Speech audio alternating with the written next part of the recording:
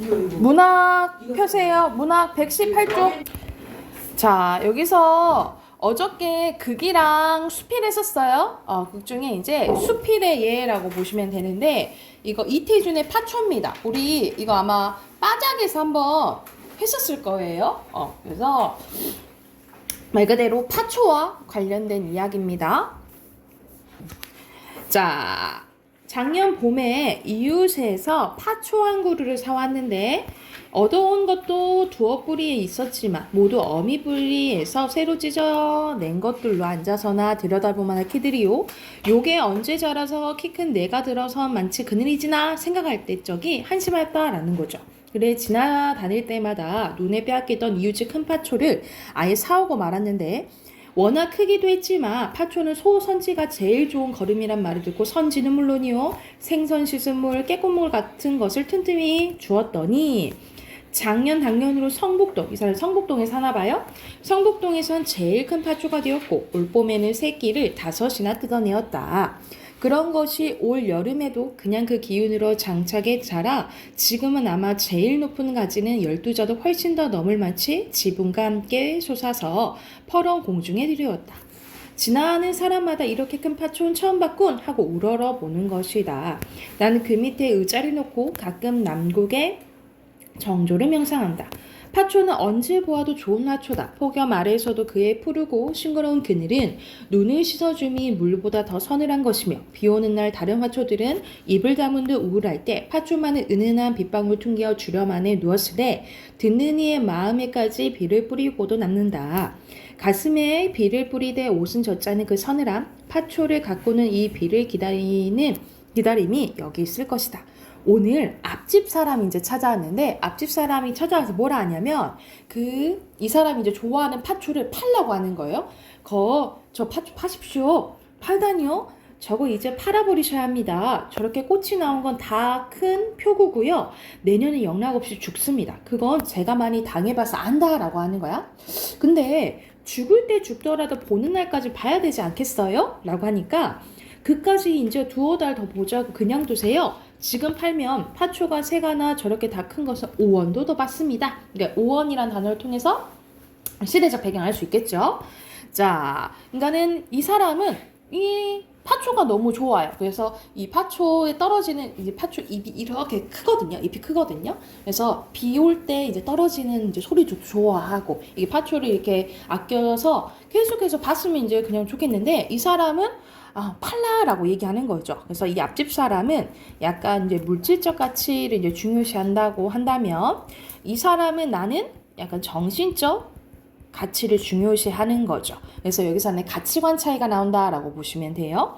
누가 마침 큰 걸 하나 구한다죠. 그 가지고 슬쩍 팔아버려라 라고 하는 거야.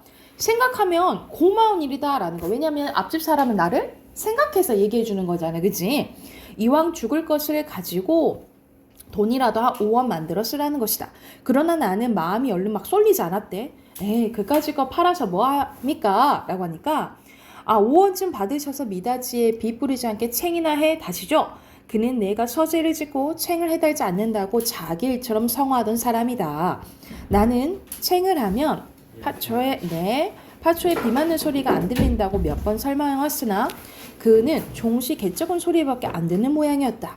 그는 오늘 오후에도 다시 한번 와서 지금 좋은 작자가 있는데쇼 하고 입맛을 다셨대. 정말 파초가 꽃을 피우면 열대지방과 달라 한번 말랐다가는 다시 소생하지 못하는지도 모른다. 그러나 내 마당에서 내 방 미닫이 앞에서 나와 2 여름을 났고 이제 그 발육이 절정에 올라 꽃이 핀 것이다. 얼마나 영광스러운 일인가. 영답보 나왔네, 그쵸? 그리고 그가 한번 꽃을 한번 피웠으니 죽은 뒤는 어떠하겠냐 하물며 한마당 수북하게 새순이 솟아오르네야. 소를 길러 일을 시키고 늙으면 팔고 사간 사람이 잡으면 그 고기를 사다 먹는 것이 우리 습관이라 이제 죽을 운명의 파촌이 5원이라도 받고 팔아준다는 사람이 그 혼자 드러나게 모진 사람 아니다. 그러나 무심코 바람에 너울거리는 파초를 보고 그 눈으로 그 사람 눈을 볼 때 나는 내 눈이 뜨거웠대. 왜냐하면 당연히 그 사람 또 나를 생각해서 하는 말인 줄 알지만 생각이 너무 다르잖아. 그치? 그러니까는 그렇게 자꾸 얘기를 하니까 자기는 좀 속상한 거죠, 그쵸? 그래서 어서 가시고 그리고 올가을엔 우미나 작년보다 더 깊숙이 파주시오. 그러니까 내 입장에서 이 사람이 안타까운 거야. 이거를 이제 모르니까. 그래서 참 딱하십니다. 그러니까는 앞집 사람은 나를 딱하다고 얘기하지만 사실 나는 그 사람 딱한 거지, 그치? 그래서 여기서는 이제 파초에 대한 이제 가치관 차이가 좀 나온다라고 보시면 돼요. 그래서 주제는 파초에 대한 자신의 경험과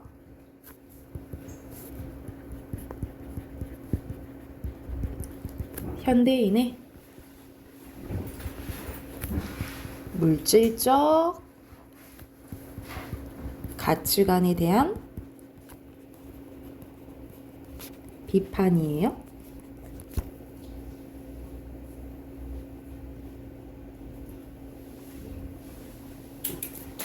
옆에 두 문제밖에 없죠? 바로 한번 풀어보게요. 자, 답 확인해볼게요. 여기서는 파초에 대해서 4번. 대조가 나와 있잖아, 그치? 4번이고요. 6번에는 이렇게 문제가 길지만 사실 답이 금방 나오는 문제였어요. 3번인가요? 3번이에요, 1번이에요?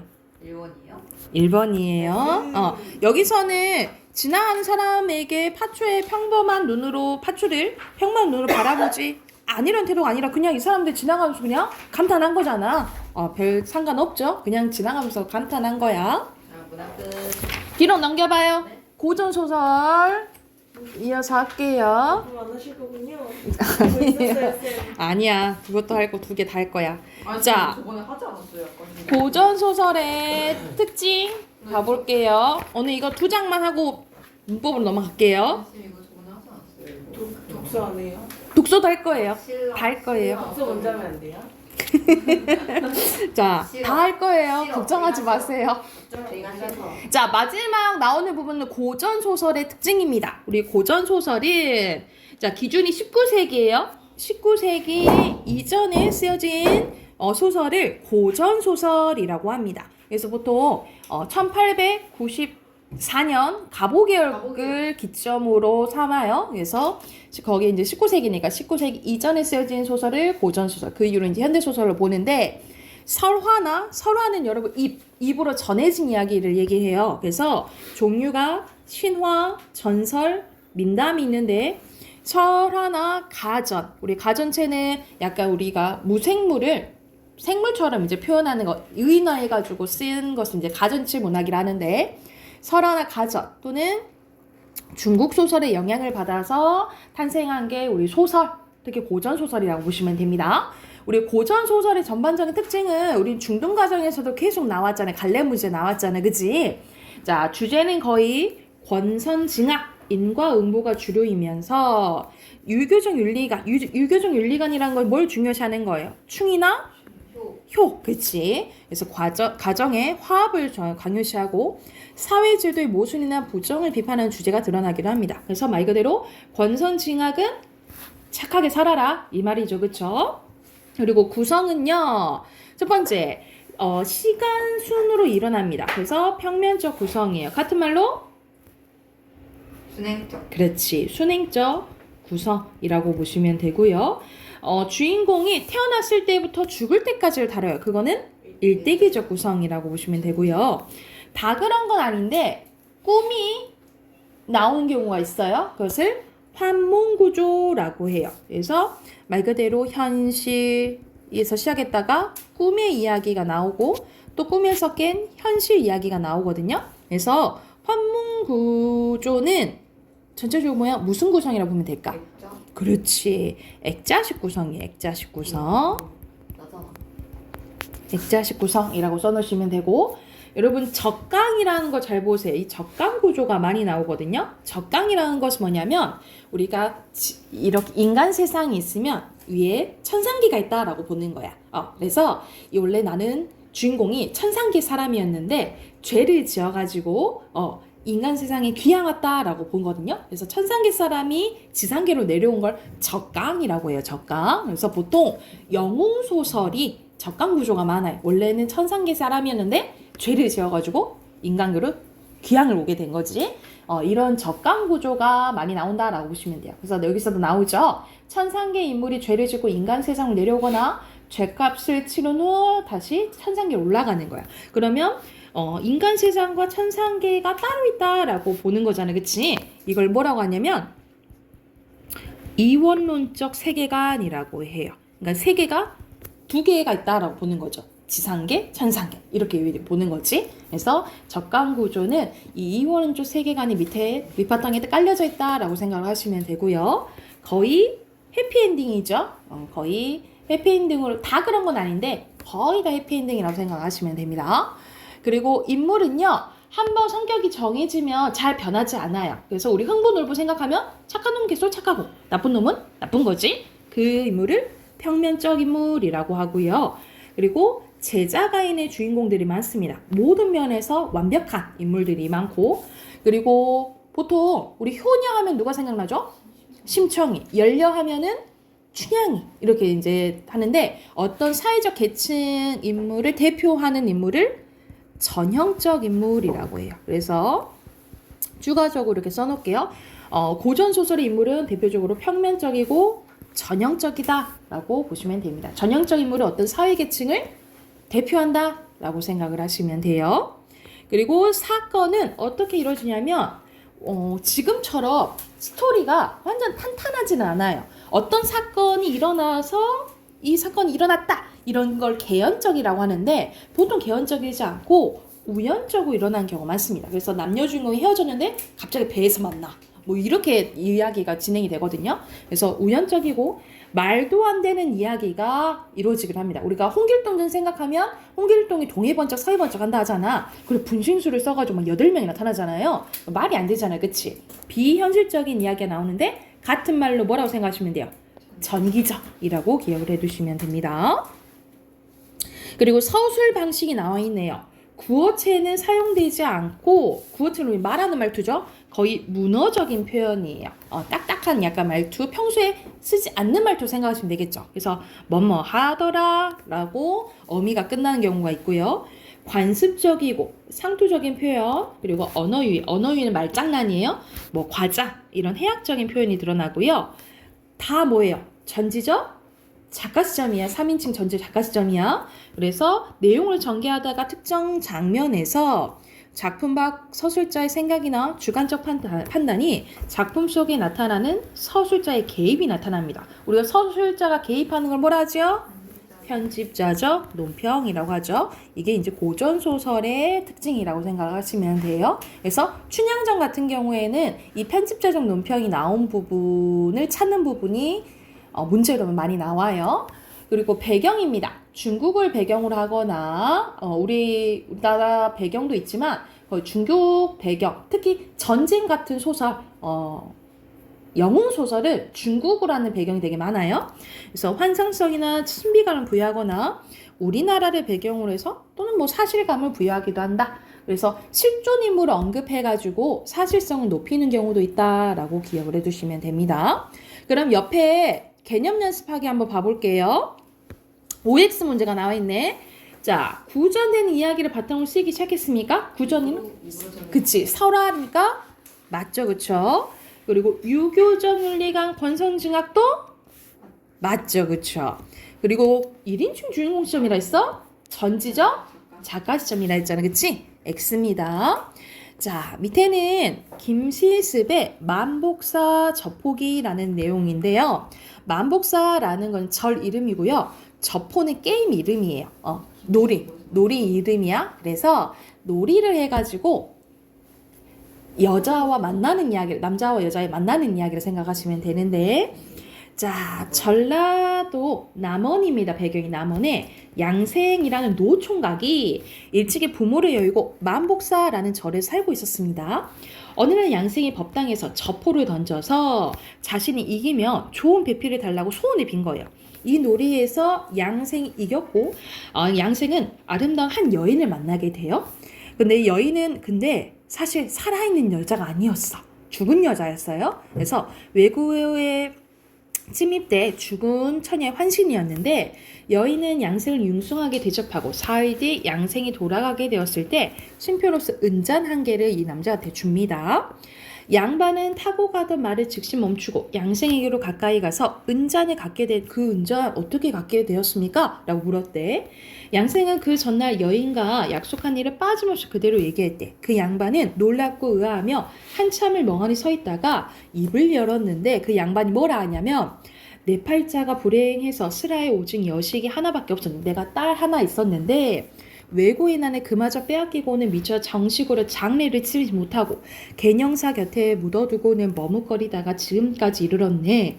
그러다 보니 오늘이 벌써 대상인지라 부모된 도리로 보련사에 제라도 올릴까 해서 가는 길이네. 자네가 정말 그 약속대로 하려면 조금도 의아하게 생각지 말고 내 여식을 기다려서 함께 오게. 그 말이 참말인가? 내 딸 이야기인 것 같은데 당신이 말한 대로 그러면 하게 라고 얘기를 한 거야. 그래서 말을 마치고 양반이 먼저 그 보련사로 갔대요. 양생은 혼자 서서 그녀를 기다렸다. 과연 약속한 시간이 되자 그녀는 시녀를 데리고 도착했다라는 거죠. 근데 사실 진짜 그녀는 죽은 사람이잖아. 그래서 전체적으로 내용이 비현실적이다라고 생각을 하시면 돼요. 두 사람은 만나 반갑게 손을 잡고 절로 갔는데 그녀는 먼저 절문을 지나 법당을 올라 부처님께 예를 드리고 곧 흰 휘장 안으로 들어갔다. 그러나 그녀의 친척들과 승려 중 그녀를 본 사람 한 사람도 없었고 그 양생만 봤다라는 거죠. 그래서 제가가 끝난 뒤에 둘 사이 인연이 끝나 여인 혼자 이제 저승으로 가버려요. 양생은 여인을 잊지 못하고 평생 장가를 들지 않고 지리산에 들어가 약초를 캐면서 살았다. 라고 끝나는 이야기라고 보시면 돼요. 그래서 약간 죽음을 초월한 러브스토리, 사랑 이야기라고 생각을 하시면 됩니다. 그래서 배경은 우리나라고요. 인물들의 만남과 헤어진 과정에 시간 순서대로 된다 했잖아요. 그치? 그럼 무슨 구성? 평면적 구성이고요. 그리고 이승의 남자와 저승의 여인의 사랑 이야기, 그치? 사랑 이야기를 보여주고 있고, 그리고 말이 안 된다 했잖아요. 그치? 전기적입니다. 그렇죠? 자, 한 장 더 해볼게요. 뒤에는 고전 소설의 종류가 나옵니다. 전체적으로 말 그대로 한자를 우린 빌려 썼었잖아요. 그치? 그래서 한문 소설이 많아요. 초반기 한문 소설은요. 설화적 단순성을 지향하고 허구성을 갖추어 형식과 내용을 발전시켰고요. 제자가 인형 인물들의 작품을 주인공해서 전기적인 요소가 많이 나타나요. 왜냐하면 능력이 뛰어나야 되니까 말이 안 된다는 거지. 그리고 중간에 한시가 들어가기도 합니다. 그래서 한시가 들어가면 말 그대로 우리가 소설은 줄거리 형태잖아. 근데 중간에 한시가 들어가면 주인공의 심리를 잘 드러낼 수도 있고요. 그 안에 운율이 들어가는 거잖아요. 시가 들어가면. 그래서 약간의 단조로움을 피해준다 라고 보시면 됩니다.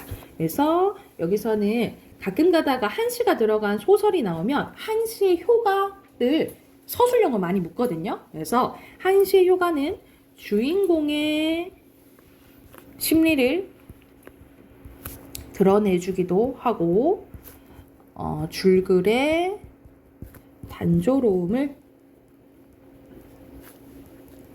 좀 없애준다 라고 보시면 돼요. 이게 한시의 효과, 시의 효과라고 보시면 되고요. 줄글. 줄극처럼 보여요.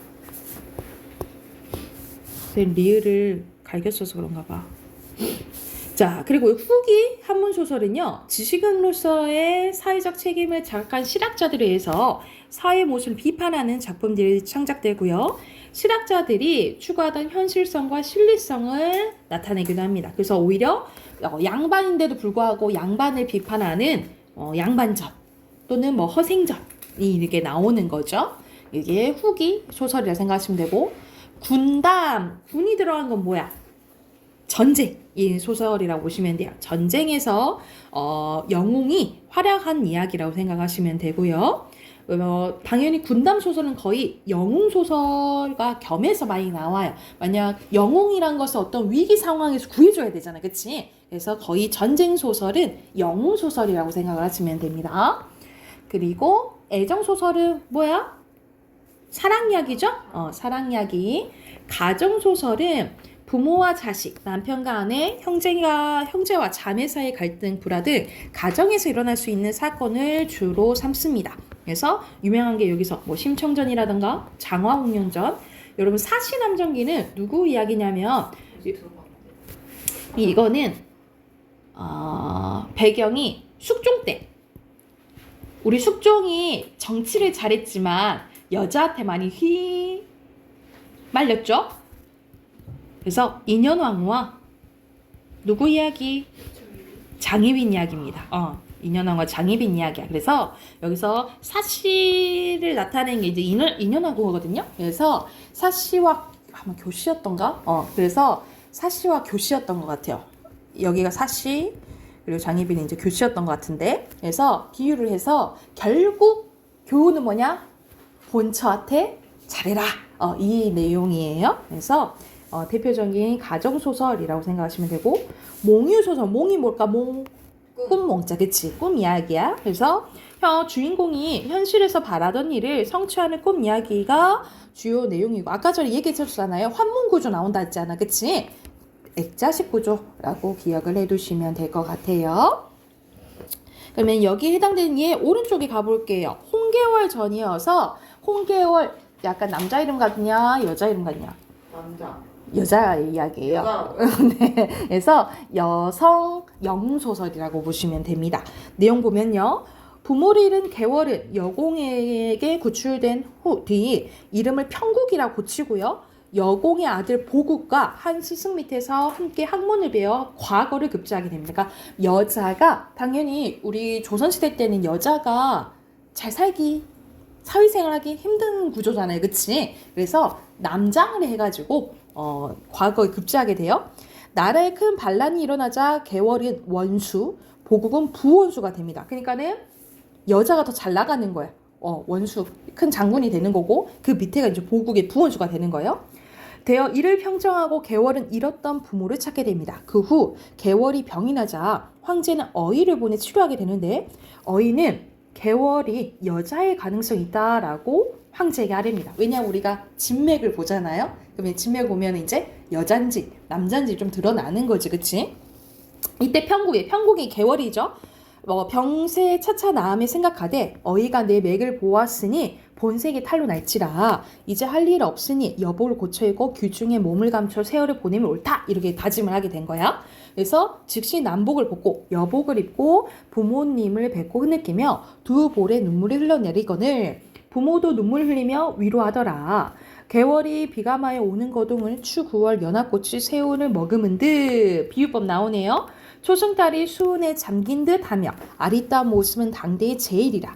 이때 개월이 황제께 상소를 올렸거늘 황제가 보시니 한림학사 겸 대원수 좌승상 청주 평국은 이렇게 벼슬이 이렇게 길어요. 그죠?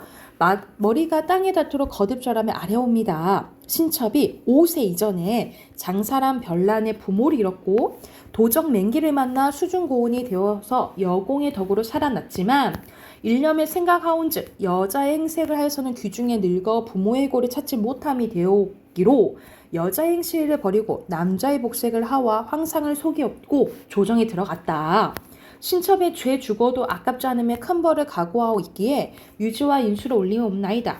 임금을 속인 죄 빨리 처벌해 주십시오 하고 글을 올린 거예요. 평국을 누가 여자로 보았으리냐. 고금이 없는 이르로다. 비록 세상이 넓으나 문무겸전하고 갈충보국하여 충효상장 기전의 남자로도 미치지 못하리라. 그러기에는 너무 잘한 거지, 그치? 그래서 비록 여자나 벼슬을 어찌 거두리요 하면서 이 황제가 너무 이제 평국으로 너무 잘했으니까 홍계월이 이제 용서해주는 이제 장면이 나오는 거예요. 자, 여기서는 여성의 영웅 일대기를 보여준다 했잖아요, 그치? 대표적인 영웅 소설이고요. 빈칸 넣으시면 되겠죠? 그리고 홍계월은 어려서 부모와 헤어져 조력저하인 누가 구해줬다 했어? 첫 번째 줄에 나와요. 여공이 구해줬다 했죠, 그쵸? 이때 OX 봐보자. 여기서는 군담 소설 맞나요?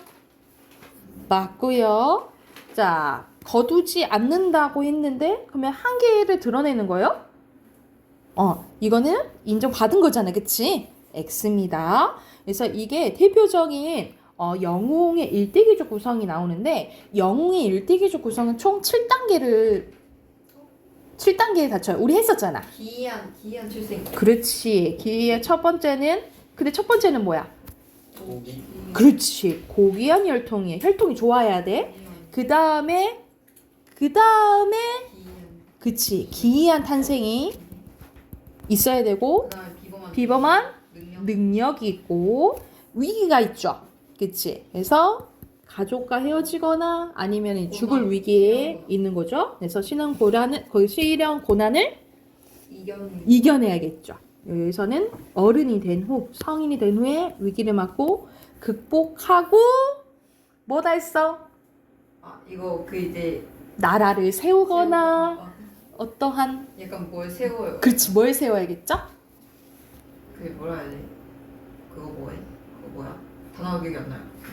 없죠. 맞아. 약간 업적. 비애가 업이야. 위협을 달성합니다.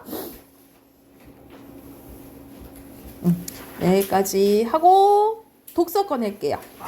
너 벌써 했니? 난 안 했는데. 답 확인해야 되죠? 난 안 했는데. 난 안 했는데.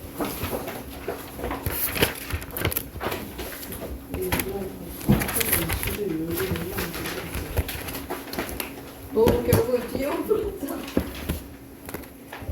여러분 92쪽 답 확인할게요. 자, 빈칸 순서대로 넣으면 선택, 이득, 여기까지 했는데. 손실이고요.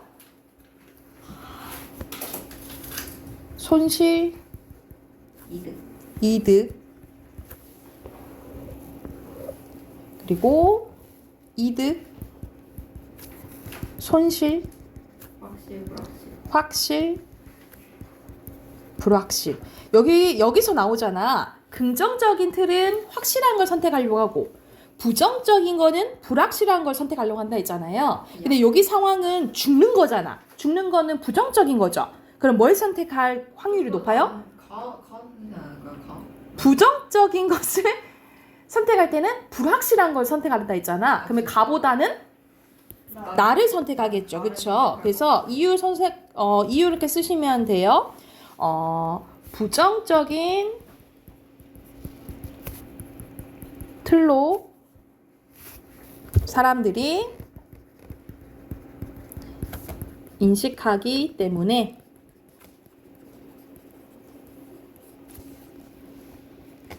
프로그램 나를 선택할 확률이 높다. 이런 거 다 구라예요. 저는 가 선택할 거예요. 가. 헉, 왜? 아니 3분 600명이 죽게 될 확률이 더 높은데 차라리 조금만 더 죽고 오히려? 이거 끝내는 게 낫지 않아요? 근데 3분의 1은 아무도 안 죽을 수도 있는데? 그건 그게 그게 내가 안 응. 그러니까 확률이 내가 포함이 되고 안 되고가 있으니까? 근데 나 포함 아니라고 하면은 가. 그 봐봐 이렇게 달라지잖아. 근데 나 포함이라고 나 포함이면 그래도 가. 어디 죽고. 다 그냥 다 죽어요? 네. 아니 다 죽는 게 아니잖아요. 일단 조금만 죽는데. 좀 더 약간 손실이. 근데 더. 이렇게 보통 생각을 한다는 거지 사람들이. 왜냐면 근데 긍정적인 건 확실한 걸 좋아하잖아요. 그쵸? 아니면 근데 그런 사람도 있잖아. 긍정적인 거여도 도박을 하는 사람도 있잖아요. 불확실한 거에 더 큰 걸 바라고. 예를 들어서 그냥 10억을 받을 수 있어. 근데 3분의 1은 100억을 받을 수 있어. 근데 3분의 2는 아예 못 받을 수도 있고. 뭐 이래서도 확실한 거를 원하는 사람은 첫 번째 가 선택할 수 있고 아니면 100억을 꿈꿔서 나를 선택할 수도 있는 거지. 난 그건 안 할 것 같아. 그래? 이렇게 도박하는 사람들이 있다니까요. 99% 아니면 안 해요. 확실한 걸 좋아해요? 네. 이렇게 성향이 있다니까요. 자, 오른쪽 3번에 여기서 관련된 문단은 2, 3, 4 다겠죠? 2, 3, 4 다 쓰시면 되고 밑에는 OX 문제입니다. 순서대로 O 맞아요. O XX. 여기가 X 이거는 개인적이 아니라 상황적 요인에 영향받은 거야. 3개 나왔어요. 그리고 O입니다. 네. 찍게 하지 마세요. 그리고 여기서는 우리 앞에서 했던 이론 거울 체계와 심리학 체계 관련된 거야. 여기서는 리버먼이 통합하죠. 그래서 가장 적절한 것은 1번이고요. 그리고 2번에 보면은 거울 체계 작동하고 그 다음에 심리학 체계 작동하는 거 이거 순서 있다 그랬잖아요. 그치? 3번이고요. 그리고 3번에 알맞지 않은 것은 4번입니다. 상황이 여의치 않아서 못 도입한 그건 공감이 그러면 그 공감이 아니라고 할 수 없겠죠. 그쵸? 그리고 4번에 우리는 알지. 봐봐. 우리는 저희가 뭘 알아요?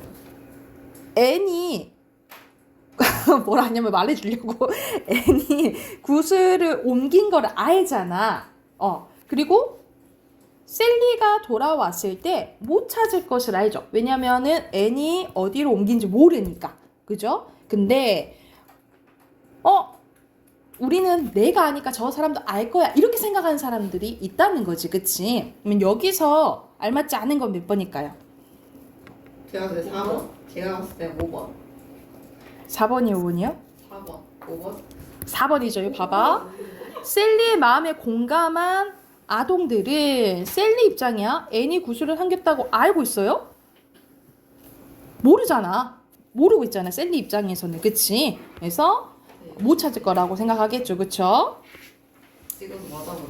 자, 뒤에 이어서 여기서 이제 시각 자료 나옵니다. 우리 보기에 본문에 나와 있는 거를 시각화한 거야. 그래서 그 시각화한 것을 해석하는 게 나와요. 이것도 본문 바로 봐볼게요.